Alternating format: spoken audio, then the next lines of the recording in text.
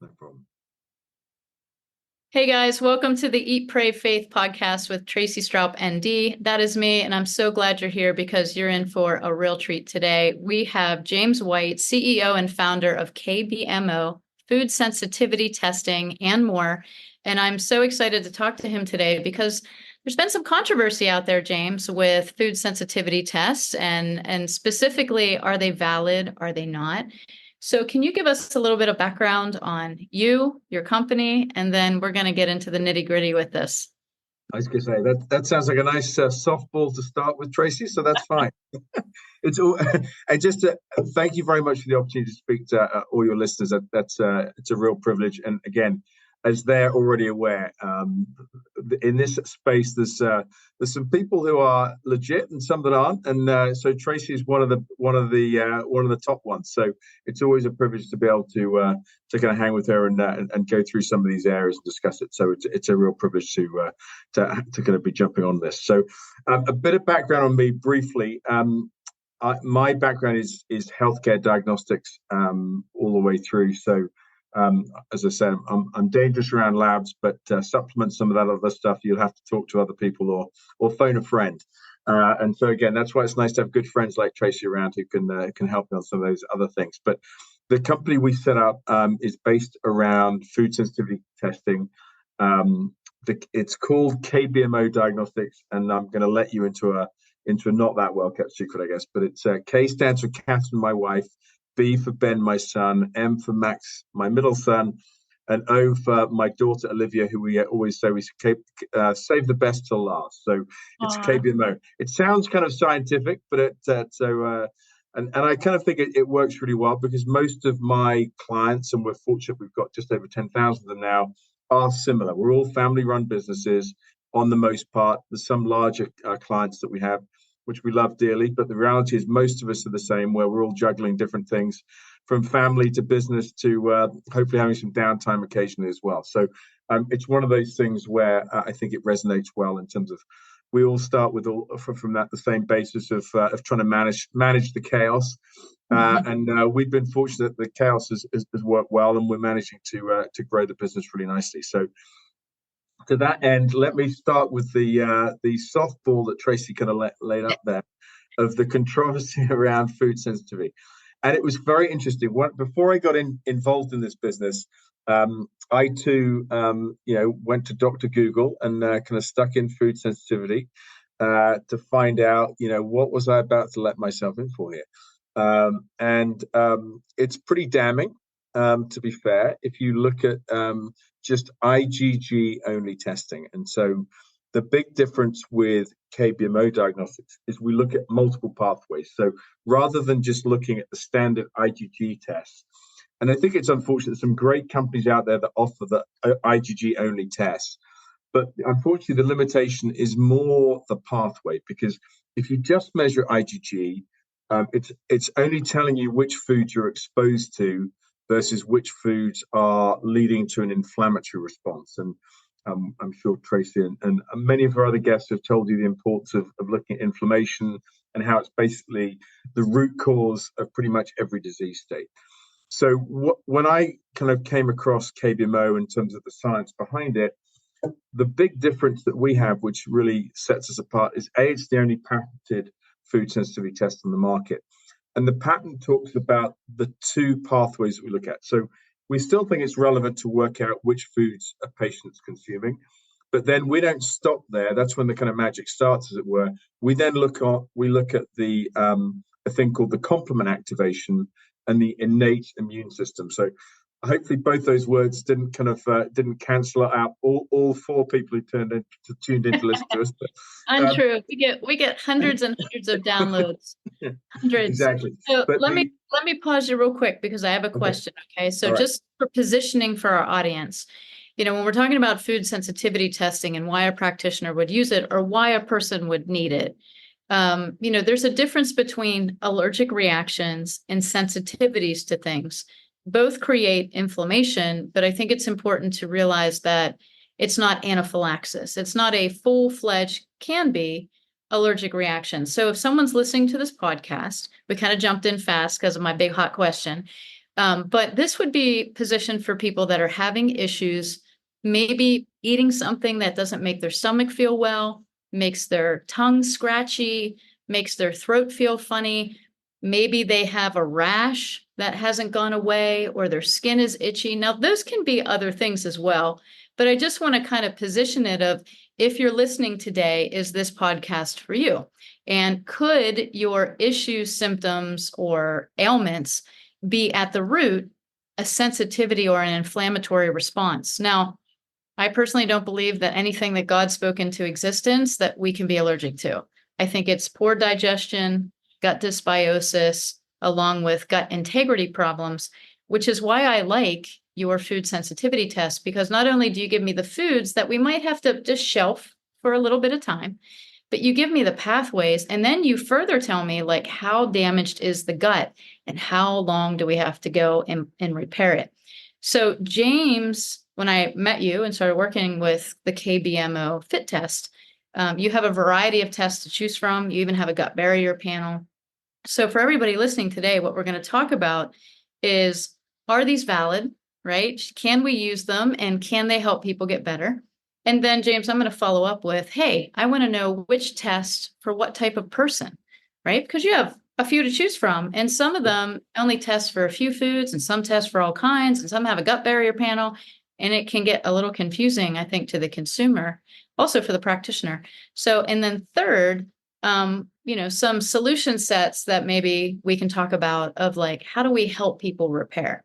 So I'm going to let you go back to your pathway of how your tests work. So we got the patented pathway, it tests for the foods, and then you have your complement pathways. And what are those?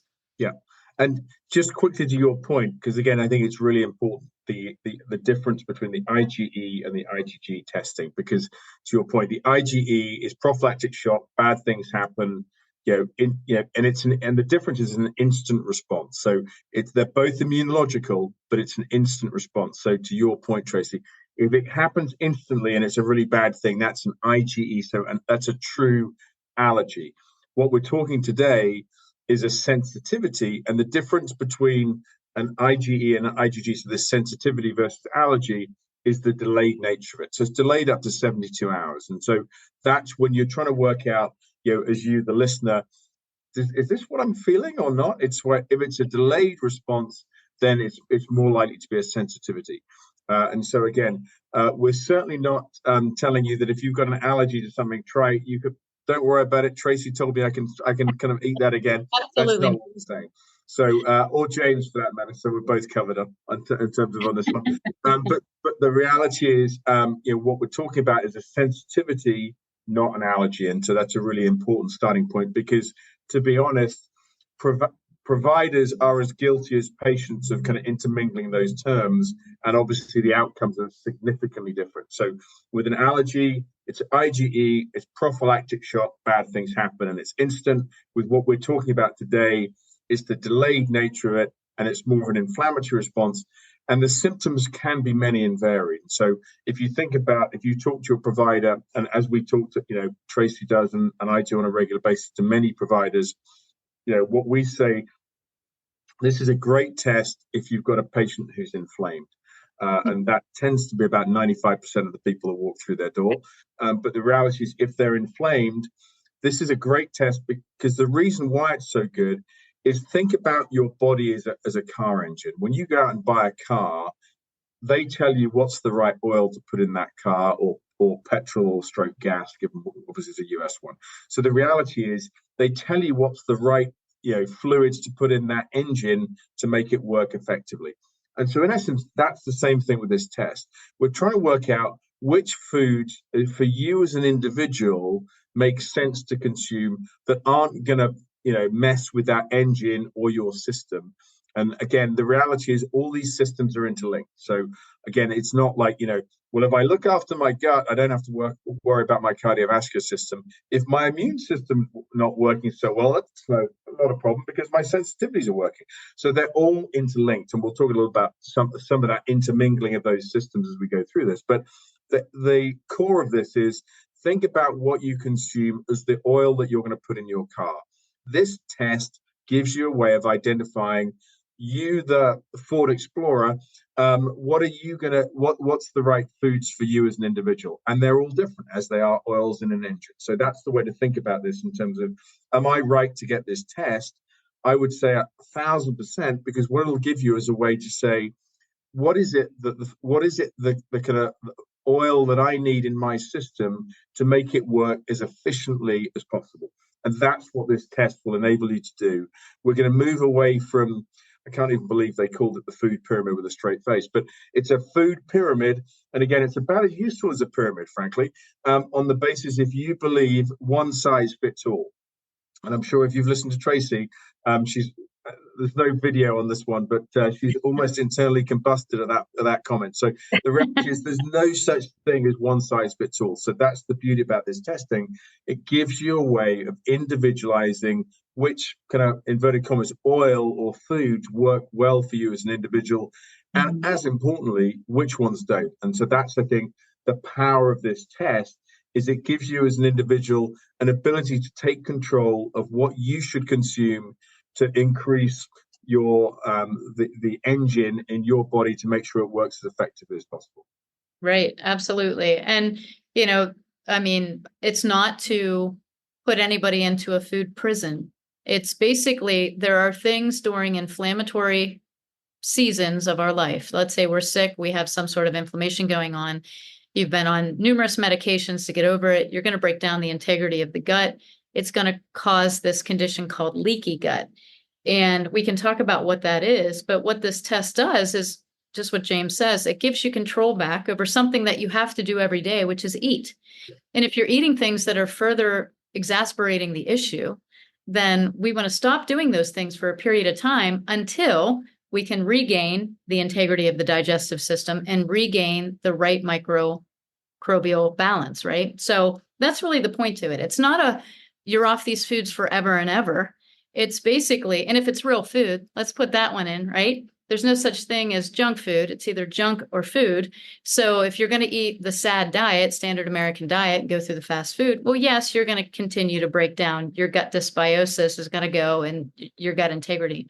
So as long as it's real food, and that's what I noticed about your test is that it tests for real foods, things that we're trying to do to make ourselves healthy, but might actually be creating some inflammatory pathways because of this breakdown of gut integrity and dysbiosis.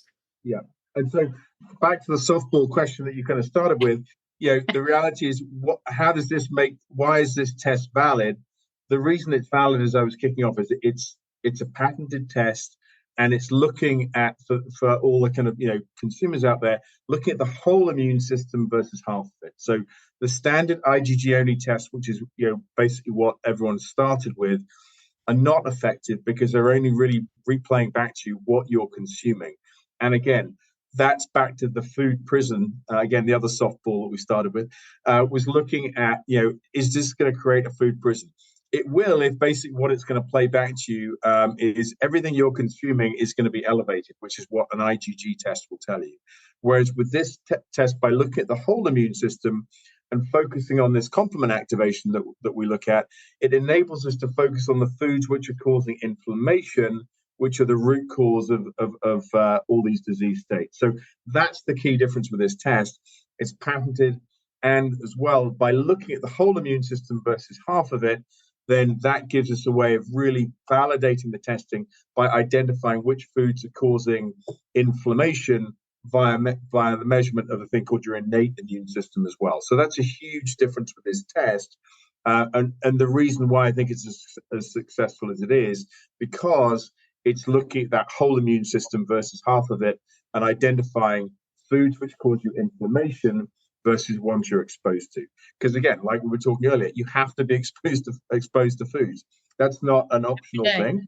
Right. So the idea is, let's make sure on an individualized basis which foods are not going to cause you inflammation as an individual, and actually that you're making sure that you're feeding your body versus harming it. Yeah. And I think maybe it's new to people to hear that foods can impact the immune system. So that is something that we need to, put out there, that you are what you eat. All health begins in the gut. And it's important to know how well it's assimilating what you're eating, absorbing what you're eating, and then excreting what you're eating, because that's an issue too, a buildup of toxicity. So you have several tests, and can you just give us a high level, like what are your tests? And then can you go through, you said you have these complement pathways that you're looking at. What are they? Explain them, and then tell us why they're important. Okay, cool. So we've got a number of tests, as Tracy identified, and they're identified by the number of, and we'll this will get us all going again, is foods, colorings, and additives. So again, we don't just all the foods are organic. So again, we want to make sure that they're the best of the best in terms of the foods that we measure. They're all highly traceable. I can even tell you who caught the mackerel on our Fit 176 test. So again, we want to make sure that all these foods are organic and sourced from places that are reputable and we know where they're from. And then, as I mentioned, we've got these colorings and allergies, which we can talk about a little bit later as well. But the idea is we've got the main panel, which is the Fit 176. That's 176 foods, colorings, and additives. Then we have our Fit 132, which is 132 foods, colorings, and additives. And hopefully you're probably getting the idea here. The Fit 22 is 22 foods, colorings, and additives. So the idea is to make sure that the three different layers. So the 22 is the lowest cost one, so it gives you an indication of some of the key foods. And I'd say the Fit 176 is something we've perfected over the years, where we've worked with over 500 providers to come up with some of those additional foods on that list, including the main three ingredients of omega-3. So often, if you're inflamed, your provider may well put you on an omega-3. So we want to make sure that mackerel, sardines, are not things which you respond to. Brussels sprouts used to be for Christmas. Now they're ubiquitous in every restaurant that you walk into in the US. So again, we measure Brussels sprouts. Some of the key ingredients in some of the other supplementation that people give you, things like goji berry, monk fruit, stevia. So all those things we're measuring, because again, what we want to try and give is the provider a way of running a test that's going to help in terms of treating you as a patient, on the basis that if there is some leaky gut going on, what we don't want them to do is give you a powder kind of chock full of goji berries if it turns out that that's a thing that you're actually sensitive to. So again, the idea is to be thoughtful around what we've added onto the test, versus going, oh my God, I've got the technology that we can test for 500 foods. That's not relevant for me. Our relevance is to say, what is it that we hear from our providers that would be helpful to help them in terms of treat you as a patient? And so by putting in kind of raw ingredients and things that are in a lot of the supplements, and that was one of the approaches we took. One of the other things we're unique in is we measure CBD, because again, that's on the up in terms of the number of people. That's probably not the right phrase to use about CBDs. It's saying that we're on the up, but the reality is it's being used more regularly. And so again, we want to check in terms of if your provider kind of gives that out, that that's not something that you'll have some kind of inflammatory response to as well. So this is all great. Of the company and our providers. Sorry, Tracy. No, I think this is fantastic, because you're right. There are key supplements that we give when we know that there's certain things underlying, right? If we're trying to get to the root of an issue and we're trying to modulate the immune system, we might use something that we know would help reduce systemic inflammation, like omegas, SPMs that do come from those sources, and CBD, as we know. So this is really good. So you're testing beyond the food sensitivity. You're actually testing for things that are even most highly used in the alternative, integrative, and natural spectrum of care. So I love that. So, I'm trying to position food sensitivity tests in the correct way for people. So if someone comes to my site and they're suspecting that they have sensitivities, I want them to know that they can use this test, remove those foods while they heal and seal the gut, right? Because that's the big thing that we forget to do. We like to kill the parasites and take out the candida, and we like to remove the foods, and we're like, voila, you're better. Well, you're not better, because you didn't finish the process to get to gut integrity, pulling tight junctions back together, getting the immune system to calm down. And then later you can add those foods back in to a level, right? You might always be a little bit compromised, but it doesn't mean food prison. It actually means food freedom, because what happens to people is they never actually test that inflammatory response across all markers. And all of a sudden, all they're eating is chicken and some lettuce. And then all of a sudden, they can't eat the chicken. And then they can't eat the lettuce. And now they're just scrambling to find things that they can actually eat. And they get this mast cell activation, which there's microglial cells in the digestive system. They're part of our immune system, they're everywhere. And so I think it just goes down this funnel and it becomes a food prison. And I will also say, for immature practitioners or practitioners that don't look beyond the food sensitivity test, they can use it as a food prison, because you do get results if you just take away foods and that person feels better and you're like, I'm amazing. I'm an amazing practitioner. I took away your food and you don't react anymore. Well, yeah, that's called starvation. So we don't want to go there either. So I kind of love that you're testing not only foods, but pathways and supplementation that's given for these inflammatory factors. So that's really great. So talk to me about gut integrity and leaky gut. Just give me like high level, we have a very eclectic audience here. I'm sure practitioners know what it is, but maybe this is the first time someone's heard of it. So what is it and how do you test for the integrity of it? And it's funny, you started it off way back after the softballs of saying, look, everything starts in the gut, and that's really the reality of it. So, if all health starts in the gut, it kind of makes sense to test the gut. And so what we wanted to do was come up with a way of not only looking at your food sensitivities, but looking at your gut permeability as well. So is that gut lining intact? And if it is, then you're in great shape from a immune health perspective. So the concept was all health starts in the gut. Basically, your immune system, 80% of it is in your gut. And I think it's only taken us a pandemic to work out that we should probably look after that ourselves versus leaving that to the third party. We got there in the end, which is fantastic. So our view was, why don't we start giving the providers a way of testing instead of guessing to see if the gut health is intact or not? And so what we did is we combined our gut barrier panel with the Fit 176 and the 132, which were those two tests I talked about earlier. So our approach has been, rightly or wrongly, let's give the provider as much information as we can so that they can then help treat you in a more effective manner. And in essence, I've got a slide about it, but it's a chicken and egg. Which came first? Was it food sensitivity, or was it the fact that you had leaky gut? And the leaky gut really only means that you're letting things through that gut lining, which you shouldn't be, and they're causing irritation. Your gut's about the size of two tennis courts stretched out. So if you can imagine that you're pounding that with stuff which is irritating it, that's generally why you don't feel so great. So the idea is, can we look at that gut permeability and intactness, as it were, to say if that's intact, then that's cool. We can start focusing on the foods and what's going on there. If, however, there's an issue with the gut, which is generally the case, then let's make sure. And what we did is we partnered with a number of good supplement brands, professional ones, to enable the providers to then treat you and put you on a good gut healing protocol. So in essence, what we've done is come up with a number of markers which look at early indicators of what might be going on. And then we look at the things called tight junctions, which exist not only in your gut, but your brain and all through your body. And so the idea is, how well are those performing, not only functionally? When we talk about functionally, they can open and close. So are they opening and closing as they should be? That's the function of them. And then structurally, are they together or have they begun to come apart? So important elements that if we can help give that information to the provider, then that gives them some kind of aha moments about, okay, interesting.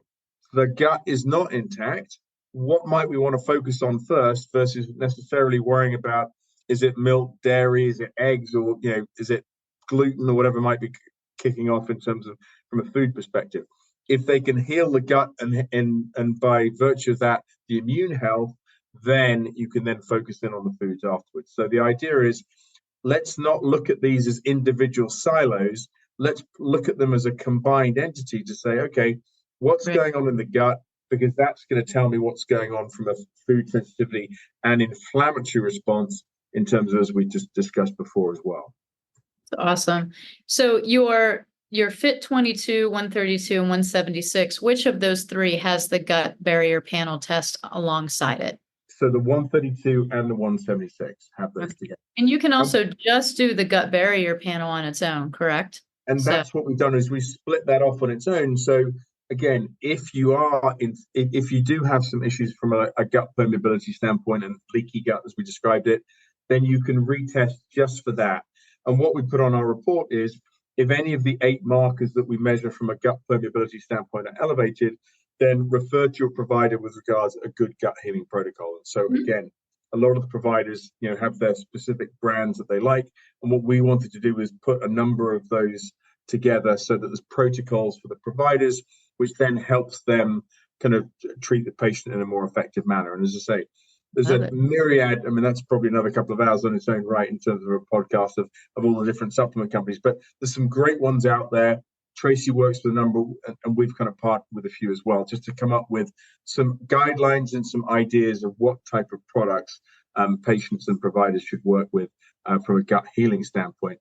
And then generally they take 3 to 6 months to work until after 6 months, then look to retest, but just the gut barrier panel. And again, we're probably unusual that way. We're not trying to over test people. The idea is how do we be as effective as we can, or respectful, frankly, of our patients' discretionary income to make sure we can get them tested up front with the right things.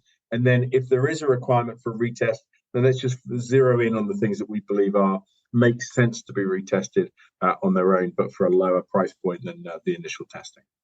Beautiful. Well, I'm going to ask you, what are the 8 markers you test?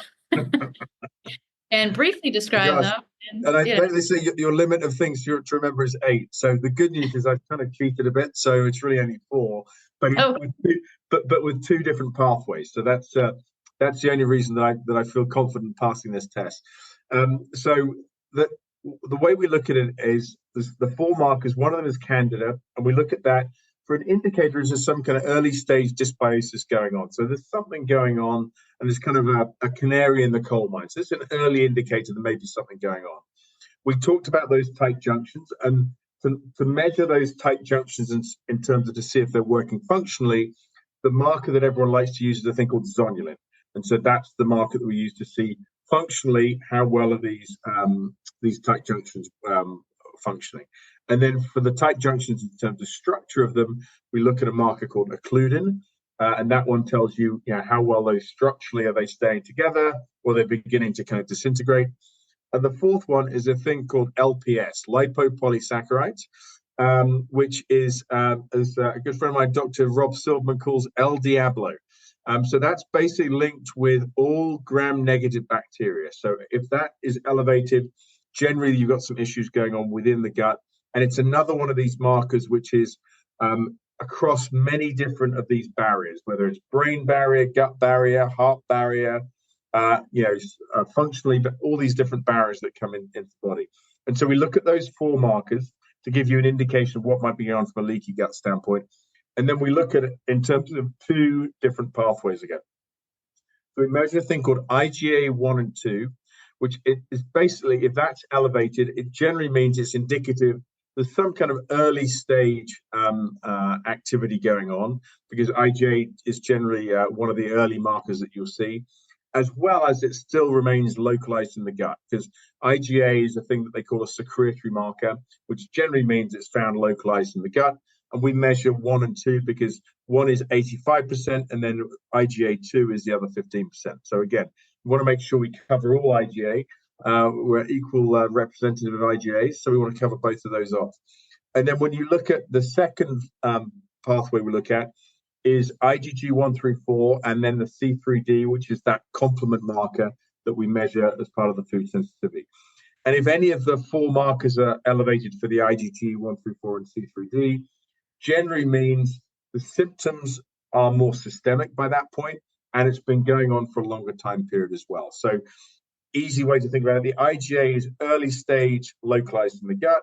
The IgG is more systemic from a symptom standpoint, as well as it's been going on for a longer time scale. So that's the kind of easy way to kind of help the providers and patients think of the 8 markers, which again, as you can tell, I cheated a bit in terms of the 4 markers, but the 2 different pathways that we measured to kind of come up with that. Well, that's what I was trying to explain. I had, a conversation with an exceptional practitioner, and this practitioner just felt food sensitivity tests just created prisons.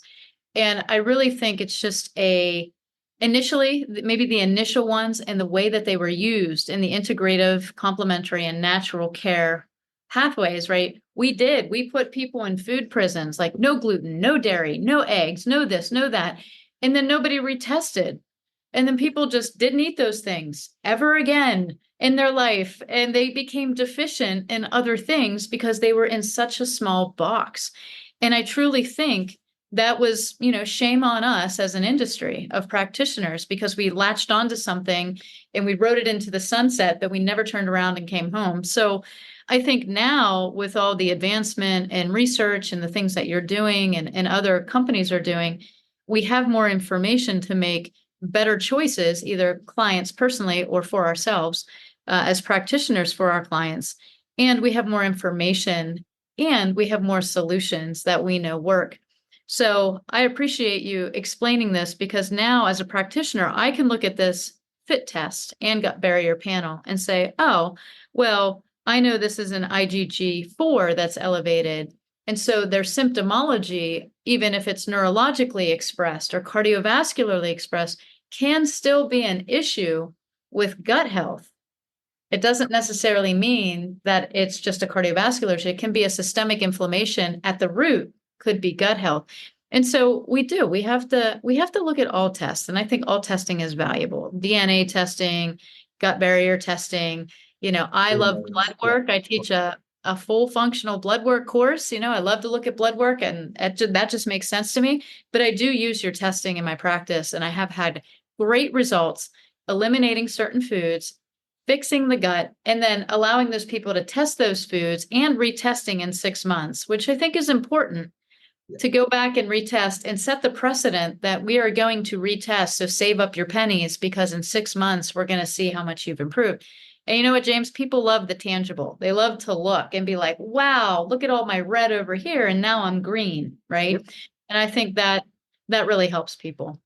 And I think one of the things we've tried to do is, to your point, is really work on those compliance tools, because if the patient's not compliant, then we're kind of wasting our time. And so the idea is, our test was developed by a gentleman called Dr. Brent Dorval, brilliant scientist, PhD from MIT, just a brilliant scientist. And he was the guy that invented the first rapid HIV diagnostic. And so, what we wanted to do is, he's brilliant, but we didn't necessarily feel the urge to put 100 pages of a report together to explain to you how brilliant he is.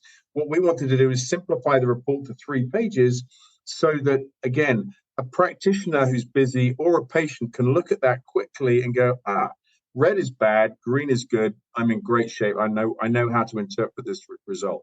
And even with our gut barrier panel, if some providers say to me, well, there's no numbers on this, and I always give them the example. If you tell a patient their triglycerides are 500, they'll look at you and go, is that a good or a bad thing? It turns out it's terrible. But the reality is, why should they know that?